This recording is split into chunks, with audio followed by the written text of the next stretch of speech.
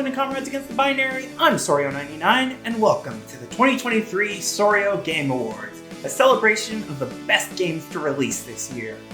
Specifically the best games that I've actually played. Today we're looking at 10 of the best games released in 2023, sorted into incredibly specific rewards that mostly only make sense to me. Like one of these is named after a Dr. Seuss book. Not even the title of the book, a plot point inside it. I'm a genius. Before we get into the actual awards, let's run through some honorable mentions. These are games that I feel deserve a mention in an end of the year roundup, but don't quite qualify for any of the awards. Either I haven't played them yet, I don't have a good award open for them, or I just didn't like them that much. Mega Man Battle Network Legacy Collection. I'm sure I'll play these games eventually, but I haven't even beat 02 yet. Mega Man X Dive Offline, a very admirable move for a formerly online gacha game, and again, I'll probably play it eventually, but I'm not exactly jumping at the chance to play a gacha. The Murder of Sonic the Hedgehog, a fascinating spin-off for April Fools, and I greatly admire Sega actually releasing it, but it's rare for me to play through a visual novel. Sonic Origins Plus, it's cool to be able to play as Amy, and I don't mind the Game Gear titles being added, but this collection was already overpriced, now you're charging for DLC? Sonic Frontiers, the Final Horizon update. I haven't gotten far in this at all yet, and while I'm not above giving first impression awards, maybe not for expansion packs. Sonic Superstars, I don't think it's terrible, but I've made it to World 4 and really don't have that much interest in continuing it, unless I do some Sonic marathon. Vertigo 2, a VR game that's the sequel to a remake. Many consider it the best VR game since Alex, but personally I think it somehow manages to be both a bit too self-aware and not self-aware enough, if that makes more than negative sense. Resident Evil 4 Remake. I like the RE2 make and even the RE3 make mostly, but I haven't gotten around to the RE4 make because, frankly speaking, a lot of games came out this year. Baldur's Gate 3, probably the biggest RPG release of the year, but I've barely played any of it, and it's way too big a game file to try playing through more of it. Plus, not the biggest RPG fan to be honest. Starfield, the latest Bethesda game to be released, and probably not the worst one ever, but I'm not exactly a fan of Bethesda games. Still, I did buy it if just to see how good the character creator was, and because of those mimetic pronouns. The Talos Principle 2. I'm going to be honest, I didn't realize this game even came out until December 6th, by which point I'd already written up my awards list and my script past the First Impression Award, so consider it my honorary 11th award. Pikmin 1+2 for Switch. Solid enough ports for a couple of cult classics and very important for making Pikmin 4 succeed, but they are ultimately just ports with a little remastering. Metroid Prime Remastered, a very impressive remaster that finally let me beat Metroid Prime since it has actually good controls, and is the first game I might have given an award but just didn't have room for it. Cult of the Lamb, I think I'd like this game if I actually played it, but like many games it just managed to pass by without a playthrough, at least for now. Seems cool though. Wheel of Katamari Reroll plus Royal Reverie, aside from having an extremely long and hard to pronounce name, is a great remake of the original and a fantastic follow-up to Damacy Reroll, but again, limited space. Game Boy and Game Boy Advance for Nintendo Switch Online, two more good emulators, and the last ones they can realistically release. Ouch. Picross S9, up to 9 now. Jesus Christ. Splatoon 3's Inkopolis DLC. It's cool to have it available on Switch, but it really feels like Nintendo wanted to do the expansion pass for Splatoon 3 like with their other recent DLC, but they only really had one idea for DLC, so they threw this in as an afterthought. Mario plus Rabbids Sparks of Hope DLC. I've now actually played a decent amount of Sparks of Hope, so I can confirm it's a good game, but I haven't gotten up to the DLC, and I can't say I'm the biggest Rayman fan anyways. WarioWare Move It, another fantastic entry in the WarioWare series, but my lord am I not in good enough shape to play like the developers want me to. And finally, Marvel's Spider-Man 2, a game I haven't gotten the chance to play and probably won't for multiple years, but I'm willing to say it's at least the second best Spider-Man 2 game. Maybe the best, but hard to say. Well, with the honorable mentions out of the way, let's move on to our first award properly, the Ghostbusters 2 Award. This award goes to the game which serves as the most fitting sequel. This is a game that lives up to the ideas and themes of its predecessors, even if it doesn't always exceed it. Preferably it's still a good game on its own, but for this award it really just has to be a good sequel.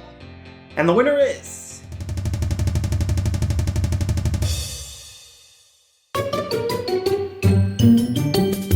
Super Mario Bros. Wonder! Finally, a worthy successor to 2D Mario after decades of either the bare minimum or do-it-yourself spin-offs, or whatever you count run as. Wonder is an absolute masterpiece in terms of 2D Mario. taking elements from across the series while still adding in more original ideas than all 4 new games combined. I've already released a full review of Mario Wonder, but for those who didn't watch that for some reason, this game maintains a consistent unpredictability that's unprecedented within the series. Just about every level has 2 different ways to play through it, sometimes changing so drastically that it's barely recognizable as a Mario game, and yet through all of this, it still keeps the core appeal of the series alive. The physics are just as you would want them to be for a modern 2D platformer, especially a Mario game. You would hope they would, considering they've made so many at this point.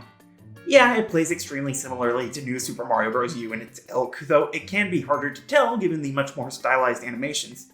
Still, it's not just the new Mario games that Wonder takes inspiration from. We have elements taken from Odyssey, 3D World, the original Mario World, and even Mario 64. This is an incredible entry in the series, and a very fitting follow-up to, well, just about every Mario game before it. Except Lost Levels, it really doesn't have anything to do with that. But then most games don't. Next up, we have the award I'm most likely to regret each year, the January Judgement Award. This award goes to the game that has given me the best first impression. For reference, last year I gave this award to Bone Lab, a VR game I had only played the tutorial of. I've played through more since, and it's alright. Hopefully this year I've picked something a little bit better. And the winner is...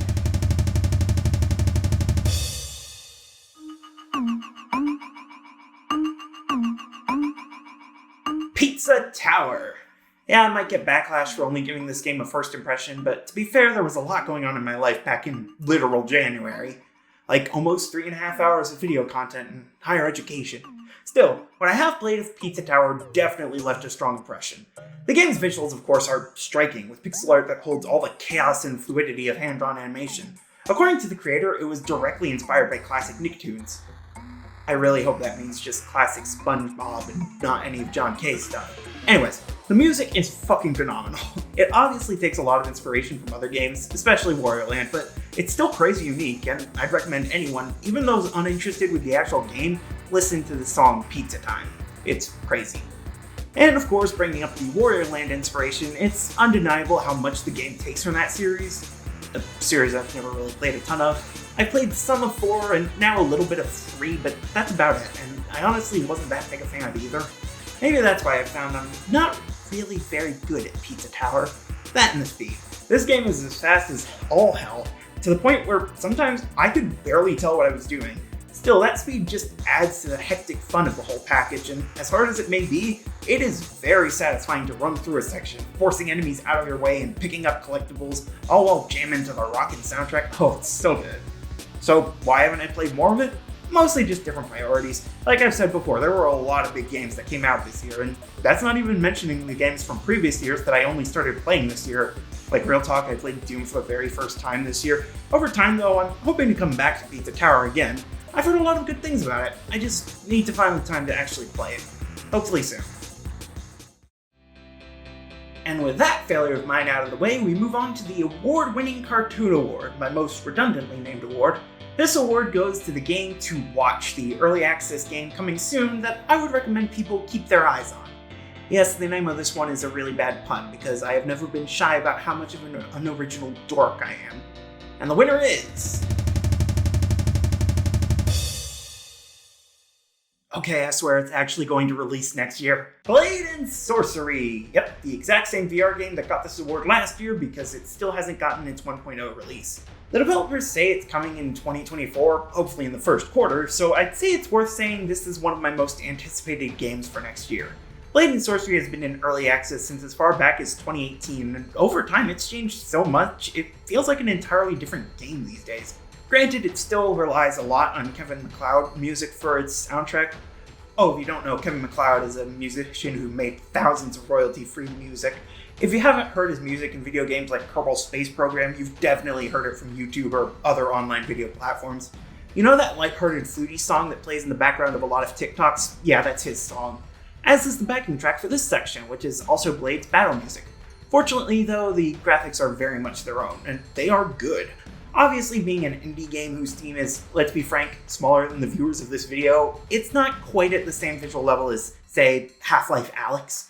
However, it still looks very respectable, and it nails the fantasy aesthetic beautifully. And that's not even touching on the gameplay, which is VR combat and traversal done incredibly.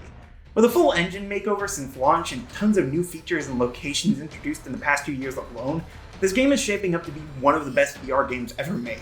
I mean, this is the game I consider better than the original Boneworks for physics and melee combat. Hell, it's already my most played VR game ever, and it doesn't even have a full campaign mode yet. This game is already amazing, and I can only imagine what it will be like in a year's time.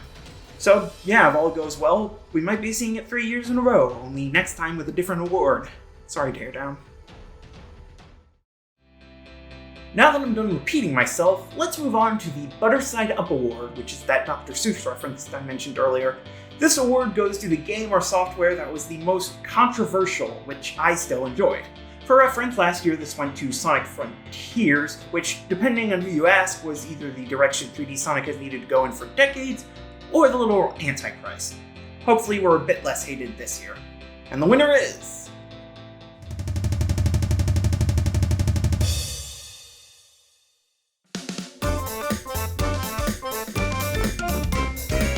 Mario Kart 8 Deluxe's Booster Course Pass. Now, you might have noticed me slyly sneaking in the words game or software into the description because, yes, this isn't a full game on its own. At least not the parts that released this year. Booster Course Pass is the definition of a mixed bag. We've gotten some of the best courses in the series' history, and also some of the worst. Waves 4, 5, and 6 released in 2023, and I think it's fair to say the retro selection kinda peaked in 2 and 3, at least in terms of the most iconic and popular courses. We got some standouts like Daisy Cruiser, DK Mountain, and Wii Rainbow Road, but let's be honest, they can't compare to Coconut Mall, Waluigi Pinball, and 3DS Rainbow Road. However, the new courses introduced this year were actually improvements over last year's. Yoshi's Island is a beautiful adaptation of a classic game into a race course, and Squeaky Clean Sprint answers the question, what if the home circuit toys could survive a bath? Sure, Piranha Plant Cove wasn't as interesting, but it beats having a third tour track brought over yet again, like with Waves 4 and 5. Seriously, I like the tour tracks more than most people, but even I have to admit, that was excessive. Still, we got some great remakes of courses like Riverside Park, Bowser's Castle 3 from SNES, and even Sunset Wilds. Fight me. Plus, we got 8 new characters from across the series' history brought up to 8 Deluxe, including characters who were never in a non-tour game like Pauline and Kamek, and fan favorites like Funky Kong and PD Piranha. And as if that wasn't all enough, with Wave 6, we got a full music player, allowing us to play this song for any course in the entire 8 Deluxe experience. Hell, we even got a new credit sequence just for the Booster Course Pass. Well, I thought it was cool. This is an incredible expansion to the definitive Mario Kart game, and I'm very happy they kept improving the pass with each new wave. Of course, I'd be remiss if I didn't ask when we were getting the next Mario Kart game, but hey, I'm sure once Nintendo actually makes a new console, they'll be able to justify it. Or they'll just release the 8 Deluxe Definitive Edition, who knows. Well, with the comments debating about the Switch 2 Pro X, let's move on to the First World Privilege Award. This award goes to the best VR game of the year, and just for reference, I play on a Valve Index with its appropriate controllers in a space about 10 by 12 feet. It's currently the second biggest VR space I've ever had, which is better than a cramped rectangle next to a twin bed. And the winner is...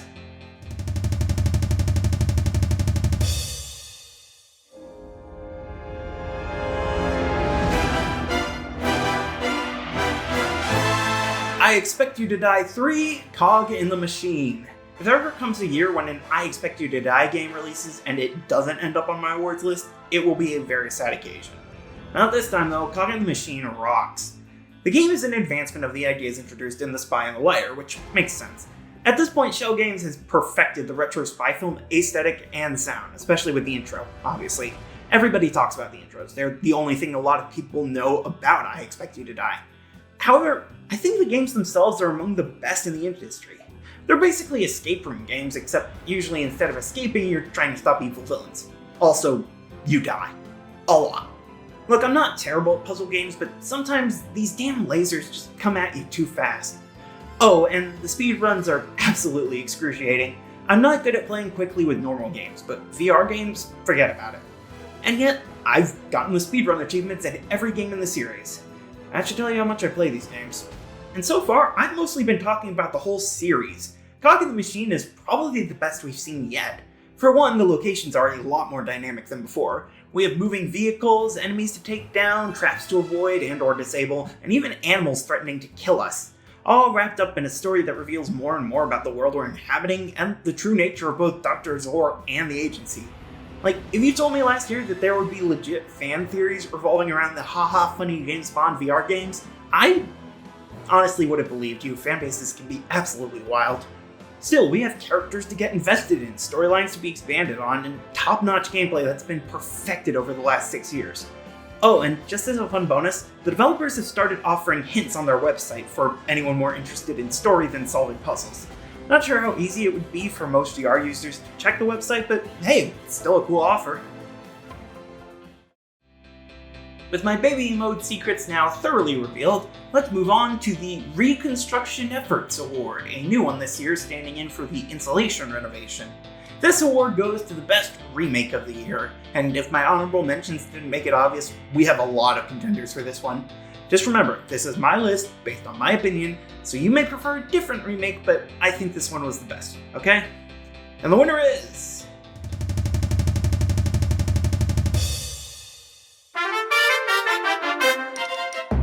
Kirby's Return to Dreamland Deluxe. Truly, Kirby fans keep winning.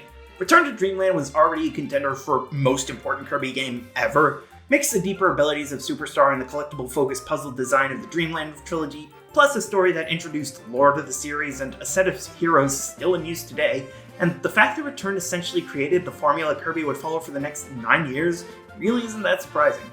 And it still holds up today, honestly. I first beat the original Wii version only a few months before this remake was announced, and it's still an incredible game. And now it's the best 2D Kirby on the Switch, in its definitive state. Sure, I'll always have a soft spot for Star Allies, but let's be honest here, Return to Dreamland Deluxe is just leagues better. We have a brand new style for the game that makes it pop so much more and does a great job differentiating it from the original and its successors. The music is as incredible as it has always been, because Kirby music is still peak video game music. And we even have brand new copy abilities, which is unprecedented for Kirby remakes. Sure, they aren't necessarily required, but they are put in places where they would be most fun to use, which I can definitely appreciate. We also have a whole slew of mini-games from across the series, all in Merry Magdalene, the cutest retcon in Nintendo history. However, obviously the standout addition in Dreamland Deluxe is Magolor Epilogue, a brand new campaign unlocked after beating the game, which lets you play as the major NPC Magolor, journeying through almost literal hell. You're collecting pieces of the forbidden fruit after dying. Kirby lore is absolutely wild.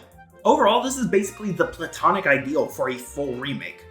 Plus, motion controls are no longer completely required, which is always a plus, at least for me. Now, before the butthurt Wii fans send me hate mail, let's move on to the Driving Down the Highway Award. This award goes to the best game of the year that I absolutely suck at. A game I loved playing even as I kept failing and failing and failing. Over and over again. Like I said earlier, I'm not completely terrible at games, but I'm still pretty darn bad. And at driving too. I wrecked my car a couple months ago by hitting some already dead roadkill at around past midnight, and I still take really long drives late at night. I make bad choices. And the winner is...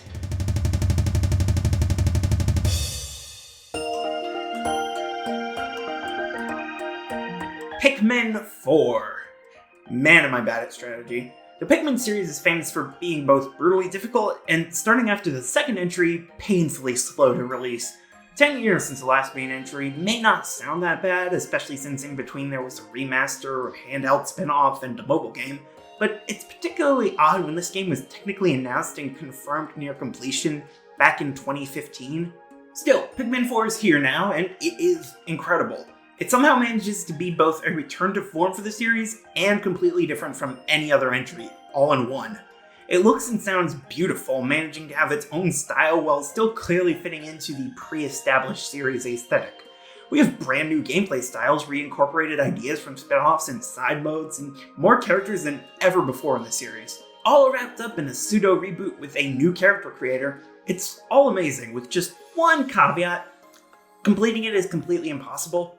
Part of this is down to my own skill, or lack thereof. I'm not great at strategy games in general, and the fragility of the Pikmin just makes it more obvious. But I don't want to take all the credit for how hard it is when the game is just absolutely brutal on its own. Of course, if you just want to get to the credit sequence, it's not that hard. Just a couple of days of trying to find all your objectives and trying to keep as many Pikmin alive as possible. Though the Dandori challenge areas can still be tricky to get the best score possible on, which serves as a nice bit of foreshadowing for later challenges, and the underground areas do occasionally load you down with enemies. But then, once you get past the credits, oh geez. We have increasingly brutal night challenges, new side stories to tackle, unexplored areas filled with terrifying enemies, and the frickin' Dandori trials. 7th story, one fell jump. If you know, you know. Of course, completing all these challenges may be worth it, given they almost all have their own rewards, but I'm going to be honest, I don't think I'm ever going to get 100%. Sorry. And with my credibility firmly in the toilet, let's move on to the Timer Breaker Award. This award goes to the best game that released in the last month and a half of the year, so that's any time after November 15th. If you're wondering why it's not just limited to December, it's because I needed to have this list finalized by the 1st of December or it wasn't coming out in the relevant year. And the winner is...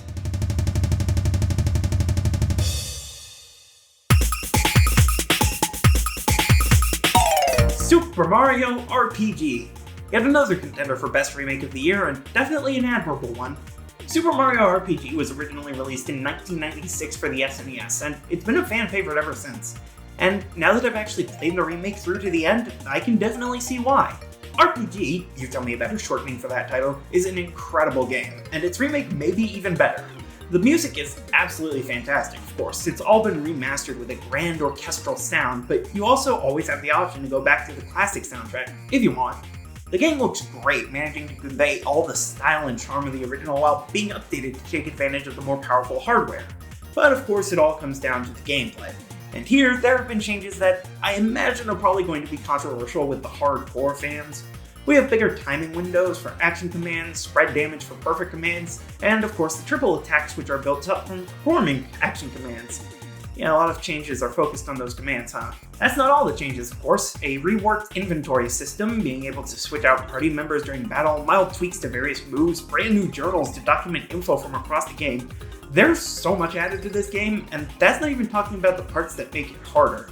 I'm working on the post-game boss rematches currently, and my lord, this can be brutal. The game is already harder than most Mario RPGs, and they decided to make some of these guys functionally invincible. Oh, and lest we forget, this is maybe the most unique story in the whole franchise. Geno is indeed awesome, but I also think Malo is the new best boy. If you've played Paper Mario or Mario and Luigi before, you owe it to yourself to play the granddaddy of them all. And you might as well do it with the best version released. We're almost at the end here, so before we get to our obvious grand champion, let's move on to the Quaker's Rice Cakes Award. This award goes to the game I most love that barely anyone else is going to talk about. This is a game you won't see in a ton of other best of the year lists, but it's a game I really want to bring some attention to because it's absolutely incredible. And the winner is...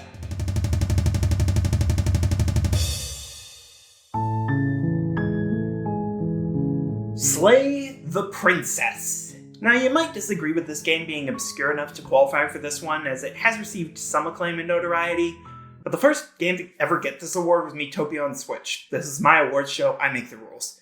I'm not usually a big fan of visual novels or of horror games. The last of either that I seriously got into might honestly be DDLC back in 2017. So imagine my surprise to find a game released this year that's both, and it hits all my buttons. First off, beautiful art and animation, and glorious music. The art is made by Abby Howard, and it is absolutely gorgeous. Something I feel needs to be mentioned, almost every element in the game, be it characters, items, or just the background, flickers, meaning that just about everything had to be drawn twice at least. And that's not even taking into account the unique parallax movement of elements when you move your mouse around the screen. As for the music, it's amazing just how much the songs in this game fit each and every scenario. Big ups to Brandon Boone, the game's composer, because this is one of the few complete soundtracks I've downloaded in years. I also think the voice acting is absolutely amazing. I've never actually listened to anything else by Jonathan Sims or Nicole Goodnight, but I've heard good things, especially about the Magnus Archives. Ultimately, what matters is their performance in this game, and they do amazing jobs, playing 30 different characters each, but also only 2 or 3 total, but also maybe just one character. However, when it comes to a visual novel, what matters above all else is the writing. Now, I'll admit, my taste in writing probably doesn't align with everyone else's. My favorite games involve existential terror via fourth wall breaking, my fanfics range from historical documents annotated by a nerd to a chatfic involving multiple eldritch abominations, and my songs include love stories that make no sense. Luckily, this game has all of that, except historical documents and chatfics. I think it does have nerds though. I don't want to spoil too much about the story because it, goes places, but I will say, I was spoiled on a lot of the game's plot twists ahead of time thanks to a Let's Play, and I still found a lot in there that surprised me. I can't encourage you all enough to play this game. It's only $18 on Steam, and it has more than enough content to justify that price. I love this game so much. But I wouldn't call it my favorite game this year. And so now, we move on to the main event. The one you've all been waiting for, the biggest award of the year. The Game of the Year. This award goes to the best game released in all of 2023, at least of those I played and in my own opinion. And so, without any further ado, the winner is...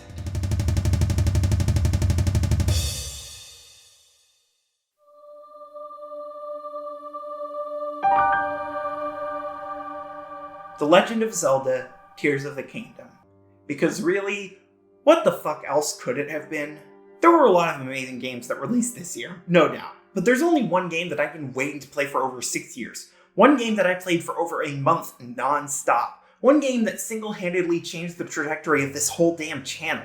Tears of the Kingdom is absolutely incredible. I'll admit, it is in no way perfect. Oh, there are other games in this video that have fewer flaws. However, for me, any problems the game may have are completely overwhelmed by how absolutely unbelievably fun Tears of the Kingdom is. Tears of the Kingdom is that rare kind of fun where I genuinely cannot put it down for love nor money. I was planning on doing a first impressions video on it, and instead I beat the whole game and began to 100% it before even bothering it. The game looks incredible, easily the best looking game on the Switch, hands down. Sure, there are some performance issues, and that does suck, but it doesn't change how gorgeous this game is, both from moment to moment and in the wider snapshot. The soundtrack is great, having all the ambient and atmospheric charm of Breath of the Wild, while also incorporating more in-your-face arrangements that rock so much more than pretty much anything in that game. We have tons of new enemies and obstacles that you need to find solutions for, from returning foes like the Gleeok to brand new monsters like Arakudas. We have drastic changes to just about every location at Hyrule, brand new locales in the sky and underground, a more expansive story than Breath of the Wild, returning characters with actual development. You can build a house, you can build a sword, you can rewind time or make a car or rail grind like you're fucking Tony Hawk, and it's all just so damn much. I'll be honest, there is so much you can and should do in this game that a lot of times I felt genuinely overwhelmed with all my options. I didn't feel bored even in my 100th hour playing Tears of the Kingdom, and I can only hope the same goes for everyone else who plays this absolutely marvelous game. That's why it's my game of the year. It's completely, utterly fantastic.